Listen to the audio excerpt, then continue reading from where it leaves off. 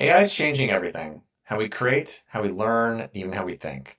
One of the biggest challenges isn't the technology itself, it's how people adopt and use it. Many organizations focus on efficiency and automation, but there's a much bigger opportunity when we let AI be a tool for exploration and experimentation. To dive into this, I'm joined by Jenny Nicholson, SVP of Creative and Strategic Innovation at Movement Strategy and the founder of Queen of Swords. Jenny spent her career bridging creativity and technology, helping brands and individuals use AI in unexpected ways. She's led experimental AI projects and is deeply passionate about AI's role in education, critical thinking, and human creativity. Jenny, welcome to Just Curious. Thank you. Thanks for having me. Awesome. Excited to have you here. Excited to dig into the intersection of humans and machines. Tell us maybe to start a little bit more about yourself and your focus on AI. Yeah. So I've spent the majority of my career as a advertising creative, started as a proofreader, became a copywriter, moved my way up to creative director, executive creative director, and in 2022, I went out on my own, at first as a freelance creative, and I found my way into AI, started experimenting at I think summer of 2021, and then just really dove in and started finding myself doing more and more AI centric work to where now most people think of me as an AI lady, which is a little bit of a hard adjustment because I'm like, no, no, no. I'm a creative person who loves technology. And right now, AI is the most interesting thing I could be doing. So that's what I'm doing. If something that comes out tomorrow that is equally as interesting, that's what I'll be paying attention to. And my whole career, I have always loved technology, which is funny because I actually spent a good chunk of my childhood living in the middle of the woods in Tennessee with no electricity or running water. Oh, wow. And so I think it's very funny that I'm like a technology obsessed person. But what I love about technology is actually I'm I'm not generally super interested in technology for technology's sake. I'm always interested in how technology changes humans, changes the way we connect with people, changes the way we understand ourselves, changes the way we move through the world. And that's always that sort of feedback loop between technology and humans and each other, and technology and humans and each other is what really has always been interesting to me. Yeah, and I'm really looking forward to diving into how we can use AI in a humanistic way. I'd love to hear a little bit more about your work. So tell me a little bit more about Queen of Swords and movement and what type of work you do and who you do it for. Okay, so Queen of Swords is my independent consultancy. And, when I was working for myself all the time, I was doing both training and building. I was building complex workflows, building products, AI sort of infused products, coming into kind of creative projects for ad agencies and showing them how they could use AI to actually make more interesting creative, make things that they couldn't have made before. I'm really interested in work that lives sort of, it's not quite marketing, it's not quite a product, but it kind of lives in that space in between. And as an example, I did a project with Zola, which is a wedding planning platform. They do this survey every year called the First Look Report, where they basically survey people who got married over the last year and use Zola. And they ask them questions about like what sucks the most about wedding planning, what surprised you the most. And one of the things that came out from this was that the single biggest surprise that people have when they're planning a wedding is that they have so many decisions to make. People are not prepared for the number of decisions. And the number one pain point, especially in cisgender heterosexual partnerships, is the vast majority of those decisions fall on one half of the partnership. Yeah. I will let the listeners decide which half that is. One of the things we learned, we did a lot of research, went and dug into Reddit, both people in wedding planning, but also tried to find men on Reddit. And what we discovered was it's not that the men don't want to be part of it. They don't know where to start. And also, they have, just as much as women do, this cultural belief that it's the ladies' thing. And the best thing that you can do is to stay out of the way. So you have this one group of people who want to be part of it, but feel like they're not supposed to, like that's not their thing and they shouldn't care. And then you have this other half of the partnership who's like, why am I doing this all by myself? And we said, is there something we could actually do to help that?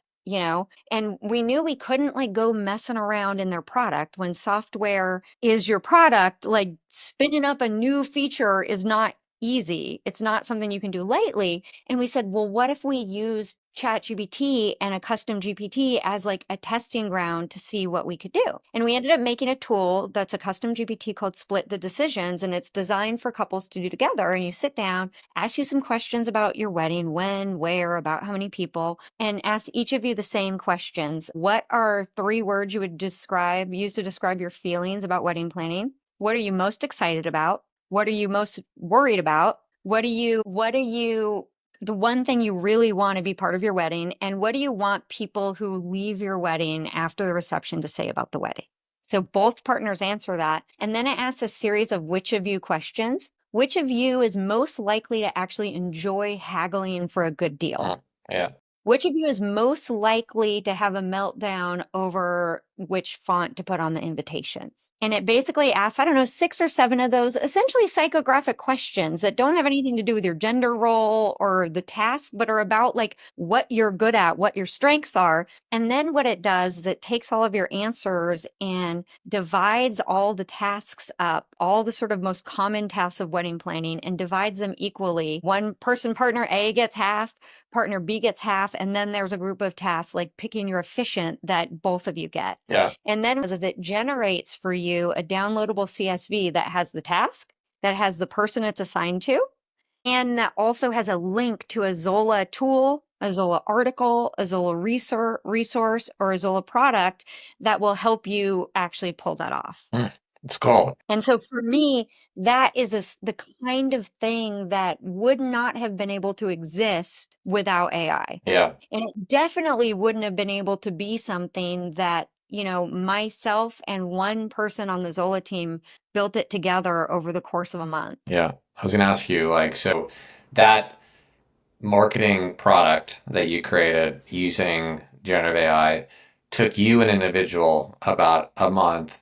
2 years ago, how long do you think it would have taken to put something like that together? 2 years ago, it probably wouldn't have even happened. Yeah. Because, the budget would have been prohibitive. One of the things that I always say is like that kind of work, that thing that, is it a product? Is it an experience? Is it an ad? Like that's always been my passion area. But the problem with that is if I'm trying to get a client to do a TV commercial, right? You spend X number of dollars buying space on television or buying banner ads or buying social. And you say, if I spend this amount of money, I know this number of people will see the thing that I did. You can't know whether the thing that they did will actually have the effect that you want, but you know that people will see it. You have at least some certainty. And then when it comes to television commercials, social posts, things like that, you have like focus groups, you have A/B testing, you have all these things that you can do that kind of reduce the uncertainty of whether or not this was going to be a good investment. Right? Where the kind of things that I like to build, something like Split the Decisions, I don't really have a good way to say, this is going to give you X, Y, and Z. Yeah. Right? Because I don't have anything to benchmark it against because it's not really been done before. It doesn't come with like a built-in like media plan that you just spend this amount of money, you put it in the bucket and people are going to see it, which is fine. And I didn't have trouble getting companies to understand the value of that. They understood the creative potential, they understood the relationship potential, they understood why it was a good idea. Yeah. The problem is that's a lot of uncertainty. Yeah. And then they ask the next question. I'm assuming you guessed what the question they always want to know is. Tell us. How much is it going to cost? Yeah. Yeah. How long is Exactly. it going to take? And then I have to say, well, it's going to take 6 months and it's going to cost $125,000. Yeah. And that's the end of that conversation right there. Yeah. And so now you've created a way to. Where I can say it's going to take a month and it's going to cost $40,000. Yeah. Yeah. You've reduced the $40,000 is enough to be able to say, you know what?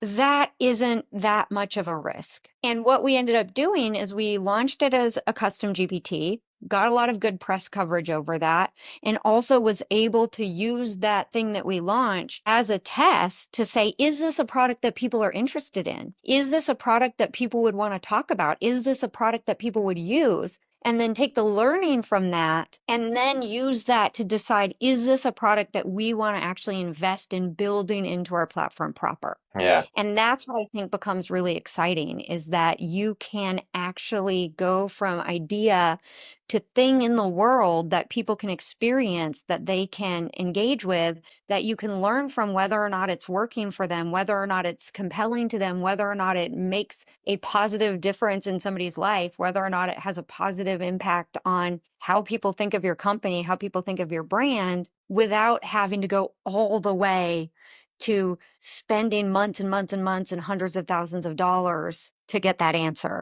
Yeah. If one of the barriers to innovative experimentation is like the cost, this is dramatically reducing it and should lead to an explosion in experimentation. It reminds me actually of how bubbles tend to lead to a lot of innovation in that people have a speculative frenzy. They're much more willing to explore, like back in the late 90s, what the future of the internet could look like. Many of those things don't work out, but because the cost is so low, people will like pursue those experiments. And here you have something similar. Like if the cost is low enough, there's no reason not to experiment, absent the fact that, of course, people have limited amounts of time. But yeah, exactly. But there are things that, a lot of the things that I build, like lots of them use AI as part of the thing, but a lot of things that I built are programmatic that don't use AI, but that because I have AI to partner with, I don't have to necessarily have all of the technical knowledge of how to do the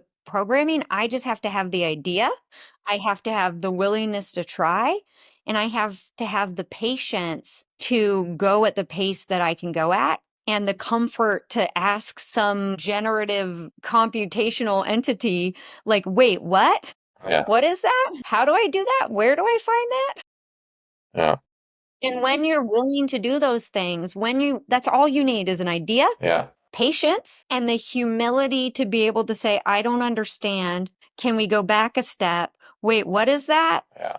Help me understand that. Don't just do it for me. Teach me how you're doing it as we do it. Yeah. That's all you need. Yeah. That's literally all you need. Yeah, it's a game changer. When it comes to AI, you've told me you think the mainstream narratives around AI are wrong. That people think of LMs as a automated solution that happens separate from the humans on the team, and that's, as you said, ass backwards. Uh, tell me what you mean and what people should be doing. So, one of the things that people, when they have a pain, that they think that AI can help make that pain go away, the question they have is there a tool that does this thing? And often the thing that they're asking for that tool to do is a big thing. It's an entire job. And what I always say is, I'm like, no, there is not a platform. And thank God there's not, because if there were, that would be kind of scary. But what happens is people have this mindset where it's like, I either do it myself or I get an AI that does the whole thing for me. Yeah. And they end up spending all their time evaluating platforms, looking at tools, like researching software as a service providers, doing demos, instead of saying, like, okay, I could do this big tool, but I don't really understand this technology very much. What if I just use the tools that are available to everybody to better understand how this technology can support me, not in the whole picture, but if I can, instead of getting it to 100% of one thing, right? That's what everybody does. Like, I want it to do 100% of this part of my job. Where I'm like, no, no, no. I just use it to help me do everything that I do or everything that I'm not good at doing 5 times faster than I could do it by myself. And so I don't have any one thing where I'm like, this is my AI thing. Sure. I just raise the bar on everything that I do, especially on the places where I'm not strong, so that in general, get better and faster. Like, I will never publish something that AI has written for me because I'm a writer. Yeah. Like, why would I have AI write something for me when it can never write anything that's going to be as good as that I would write? And also, like, writing is my identity, and giving that up is not something that I would want to give up. But I'm not a software developer. I'm not a expert in all kinds of random domains, but I can ask questions about all those domains that make me smarter about what I'm writing about. Yeah. That use and those explorations are driven by experimentation, your individual experimentation. One of the other mainstream narratives is around AI adoption, that it's within enterprise, not high. And you said as well that adoption's not driven by task force. It's not a kind of top-down mandate. It's really about individual experimentation. Why do you think organizations struggle with this? Because that's how organizations have always worked, and also because it's scary. And it's scary to say, oh, wait, we're going to give this to our frontline day-to-day employees and give them the freedom, the permission, and the training to figure out how to make it work for them. That requires a level of trust and a level of sort of holding on loosely that I don't think comes naturally to most companies. Most companies are like, okay, this new thing is coming. We got to get a group of like our IT people and our legal people together and our like tech ops people, and we're going to come up with a plan, and we're going to research all the tools, and we're going to find the best tool, and we're going to have them like make something just for us, and like that's going to be the way. And then you make this thing that's like your thing that then you have to get people to use. But you built a thing that isn't necessarily like most of the truth of most organizations is the people in charge of the organization don't really actually understand what it's like to do the actual work.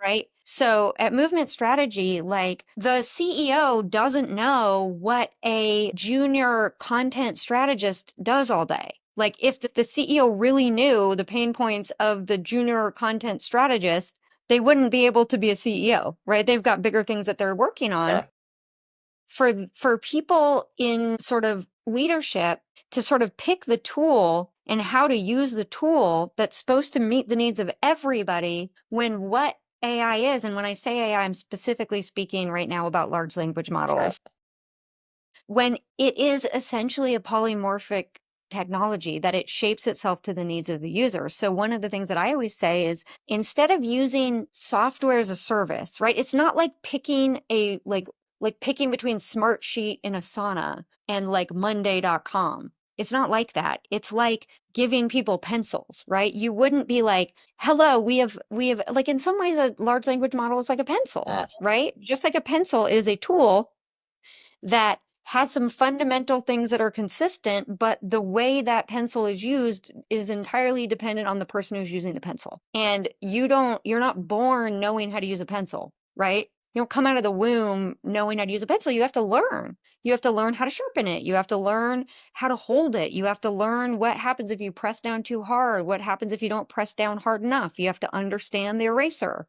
You have to understand that sometimes when you try to erase, it smears around everywhere. Like those are things that you can only, but like once you understand how the pencil works, you can use the pencil for whatever the hell you want. And the way I see it is I'm like, who has a really good idea about what would make the junior content strategist job better? Yeah. The junior content strategist. Yeah. So instead of being like, we're going to buy a platform tool that you all have to use that is made with people who don't do your job all day long, who don't know what hurts, who don't know what you would love to have, who don't know where you're weak, who don't know where you're strong, because all of us are different. Like, what if instead of that, we said, we're going to teach you all how to use a pencil.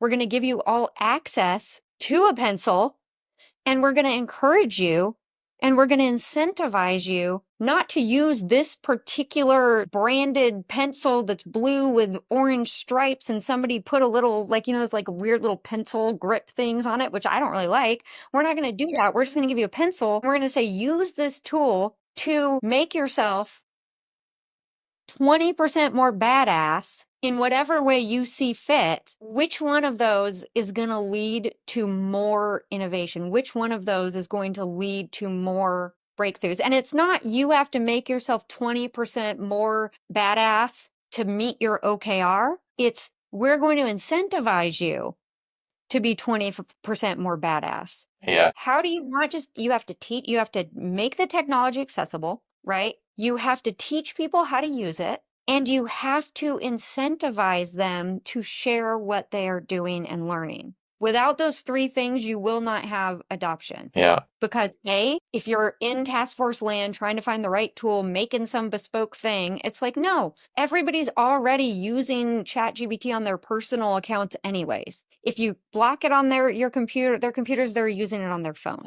So just go get people a bunch of seats on ChatGPT team, which is designed for companies, which is designed to not train on your data. So the data security thing is gone. Uh-huh. They can make custom GPTs that they can share with other people and then incentivize them for doing it, celebrate them for doing it, bonus them for doing it. Yeah. What have you seen that look like in practice? And maybe I'll just play back what you said. First, it's about giving people access to pencils, and so that could be Chat GPT Teams seats where they have a space to play around and learn. Two, it's about, I guess, learning how to use the pencil. So that, I guess, is some form of upskilling training program. And three is incentives, which could be recognizing them, and it could be monetary. And so what does that look like in practice? Like what do you see like work in terms of a kind of 3-point plan like that? So I think Moderna is a really, really good example. So Moderna uses ChatGPT Enterprise, and that's what they're using as their platform. And there's some amazing case studies of it. So I'm like, it's not that like ChatGPT is for little rinky-dinky companies, and if you're going to be a real enterprise, you need, and there are a lot of people right now trying to sell people on that, trying to sell companies on like, you need an enterprise solution, blah, blah, blah, blah, blah, like where most of them are just they have some handy dandy layers floating on top of one of the like on top of the GPT model anyways. So there's a lot of noise from people who are incentivized to try to sell you a special product that kind of makes decision makers maybe think like, oh, this isn't the best thing. Then you have a lot of our existing products trying to like build AI into it, right? So now every single time I open Google Docs, Gemini's like, want me to help you write that? And I'm like, no, like, which means that as users, we're getting pushed like further and further away from the technology. And so it's hard to evaluate a technology that you don't understand its strengths and weaknesses. So if somebody comes to try to sell you a SaaS platform, if you don't understand what ChatGPT is really deeply capable of, you're not going to be able to say, is this actually a truly amazing solution that we should invest in buying? Or is this something that's actually just 1 or 2 layers deep that now that we have a better understanding of this technology, we could probably build it ourselves? Right. Right. But if you don't have the basic understanding of what it is in its most sort of fundamental form, how can you evaluate? And then on the sort of incentivizing side, it's like access, people are already using ChatGPT in their life. So why not have them using it for work where they're already most comfortable using it? Yeah. Then on the knowing side, not only does it make them better at using the technology if you train them how to use ChatGPT, they also get more savvy about evaluating the millions of sale pitches that every company is getting barraged with from SaaS vendors selling bespoke solutions. And then thirdly, on the incentivizing side, one of the things that is very real is that even advanced people, there is this feeling that I feel like I'm cheating. I feel like I'm getting away with something. I feel like if I tell my company what I'm doing, they're going to give me tons more work. They're going to ask me what I'm doing all day. They're going to be like, oh, if you can use AI to do this, you can replace me. And so there's a psychological factor that keeps even the people who are using it, maybe at more advanced levels in your company than you would know, they have no incentive or motivation to be public, honest, and open about the use that they're doing, about what they're doing, which means nobody else in the organization can learn from them. Yeah. Yeah. How do you give them that permission? Just explicitly, You like, money we want you to become more efficient. We want you to use these tools more, and we're going to, reward you in some way for sharing your perspectives for achieving a better efficiency. We're not going to punish you for using a tool that makes you better. that it cannot be. So here's what happens. Most companies make like using AI and OKR, right? They make it something that you have to do. They make it something you have to do. And right now, so many people in the world are looking at this technology and they're coming at it from a place of fear, which is so understandable because it's fucking weird. Excuse my language. Like, this is a very different thing. Like I like to say, you can talk about what it is, you can talk about how you use it, but you cannot escape the fact that for the first time in all of history, there is an entity, multiple entities, that manipulate language as well or better than we do, with meaning that it can say something to me that I understand, and I can say something back to it. And the thing that I say back to it, it is able to respond to that in a way that suggests that the meaning I intended was received and returned back to me. Yeah. Yeah. That is incredibly amazing. And B, it's existential. So there's this existential layer of fear, Yeah. right? Where it's like, what does it mean to be human? Like, who am I? Like, there is this like very deep feeling, not to mention that we've all been trained on generations of movies where the way it ends is we all get killed, except for one brave human goes into the belly of the machine and blows it up. Like, so we don't exactly have an existential good relationship with technology. Yeah. Then you get to the like professional side where every day on LinkedIn you see AI is not going to take your job. Somebody who's using AI will. But then you see companies being like, we've slashed 6,000 positions because we're replacing them with AI. We see news articles all the time that are like 60% of white collar jobs are going to be replaced by AI. So you've got somebody who's now a huge group of people who are existentially afraid, who are afraid for their livelihoods. And oh, by the way, you still have to do your regular job. So you have to find time to learn this new thing, which might take your job and also might kill you, but have fun, let's party. Also, your job is expecting you to do it because they're like, we have to keep up and be competitive. And so then it becomes this thing that you have to do to stay competitive, to protect your livelihood, even though it makes you feel existentially uncomfortable. Like, do those sound like good conditions for experimentation? No, it sounds like a challenge. Or if it's like, hey, this technology is coming, we as an organization see that the best use case and the biggest potential of this is to help you do what you do well even better and to help you have more help so that you don't have to do all the things that you do so grindingly all the time, all alone. Yeah.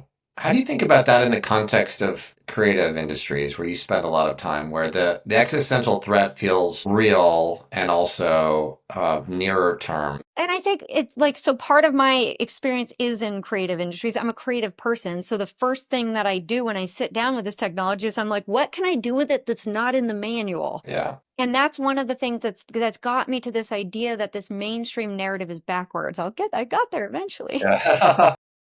It is backwards because it's all about efficiency. It's all about productivity. It's all about how can we do what we're doing faster, cheaper, and with fewer humans. Like we have this new polymorphic technology that is the first time something like this has been available to any of us in the world that can actually manipulate language with meaning. And what we're doing is being like, how do we use it to do what we're already doing faster? Yeah.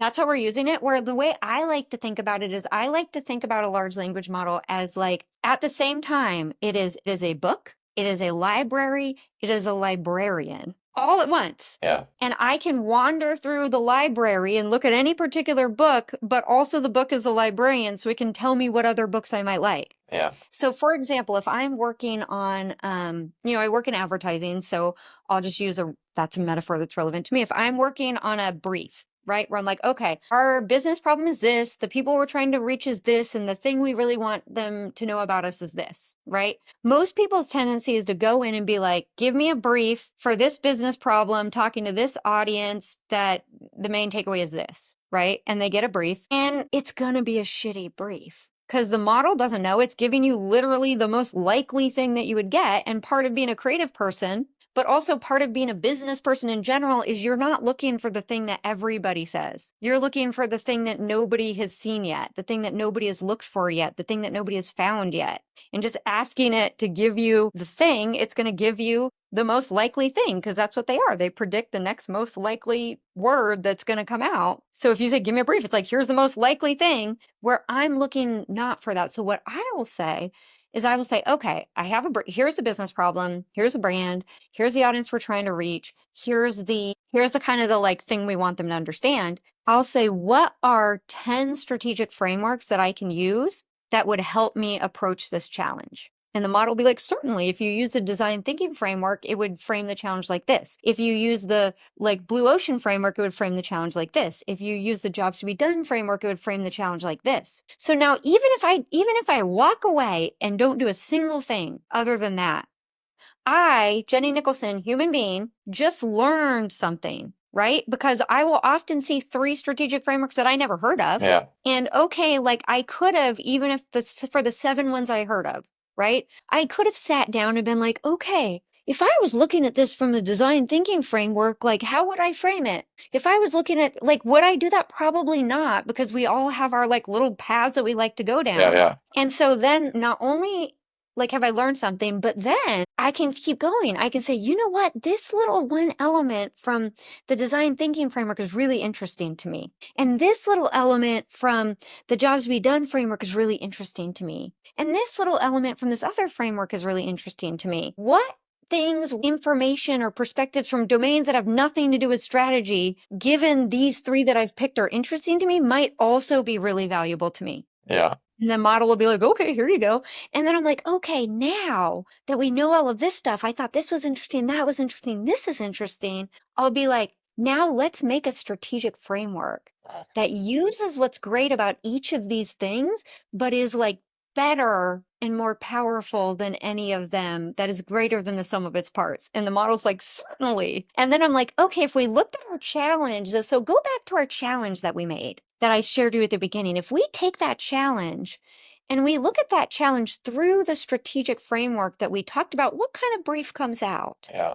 It's such a great example of how different ways to use these tools are going to come back with completely different results. And that maybe seem like obvious, garbage in, garbage out. But most people just assume put in the query and I'm going to get the answer. And, to your point, That's like, not how a probabilistic system works. yeah, and it's also not it's not a great for the analog that you've shared with the librarian and the library. It's basically like going to the library, looking at like the first thing there and then leaving versus like asking someone to help you find the book, based on what's in the book to find another book, to then take that information Exactly. in both the books and like put it in a space that you can then like riff on it. Like those are Exactly. yeah, those are just, easy things to do, but not easy to remember to do them if you haven't No. done them before. Exactly. And so when I build these like big workflows, and I have built big workflows where you put in your like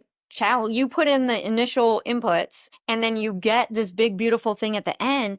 The reason that that works is not because of my prompt engineering expertise. That's partly why it works. But the other thing is because I have been strategic creative for 20 years.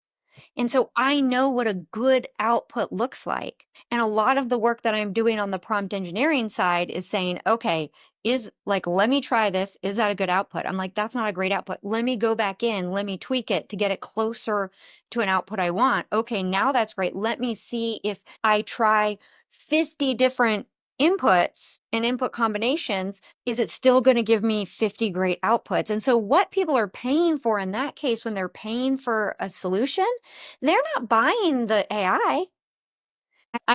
An AI powered solution that really has valuable inputs, has outputs, has valuable outputs because I have encoded my own thinking and my own process and my own perspective in it. And so anything that you buy, even an autonomous agent, some human has to tell that autonomous agent why it's there, Uh-huh. what its job is, what its purpose is, where it's going. So there is no magical AI box that is going to solve all of our problems. Yeah, it ties back to your comment from earlier about who's going to know how best to use this tool. It's going to be the I can't remember what the role was, junior creative director, The but junior content strategist, yeah, or like the finance person knows how to use it for finance. yeah. I mean, the person who actually needs it to do their job better, maybe more efficiently, probably in a higher quality way. That's the person who knows, not the center of excellence.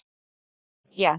So it's like so much focus on automation, on efficiency. Efficiency is an automation conversation. And what happens is automation and AI keep getting jammed together, Yeah, where when people say AI, what they're really talking about is automation. yeah, And then the automation is what scares people. yeah. Yeah, And automation so I'm tends to like, know we have to people. separate those out. What's that? I said automation tends to mean no people. That's exactly what automation means, right? That's literally what automation means. And so if AI gets conflated with automation, then people end up rejecting the whole thing, not realizing that there's a part of it that could actually really be super valuable to them. Yeah, yeah.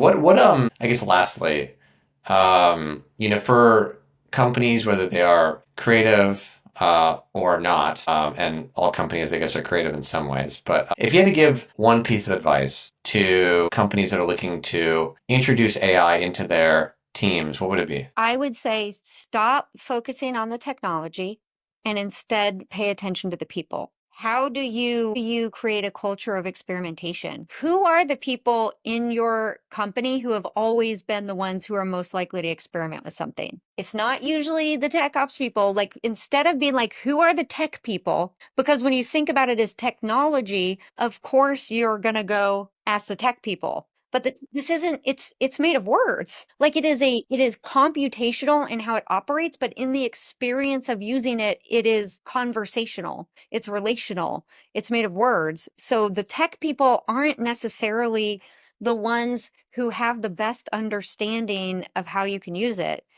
And if you don't take the time to understand that what's keeping people from adopting it and what's keeping people from talking about adopting it doesn't really have much to do with the technology. It has to do with like the very human side of things. Like, it's just not going to happen because most people are sitting there being like, why would I get excited about something that everything that I'm seeing tells me is just me training the thing that's going to replace me? Yeah, yeah. Like, unless you help people shift to a mindset where they say, wow, I didn't know this was possible, until you say, hey, we want you to figure out what's possible. We know that figuring out what's possible takes time, that it takes time that has to happen on top of the job you do all day. Therefore, we are going to reward you for doing it. That changes the relationship between the employee and the organization. It changes the emotional tenor of why they would learn.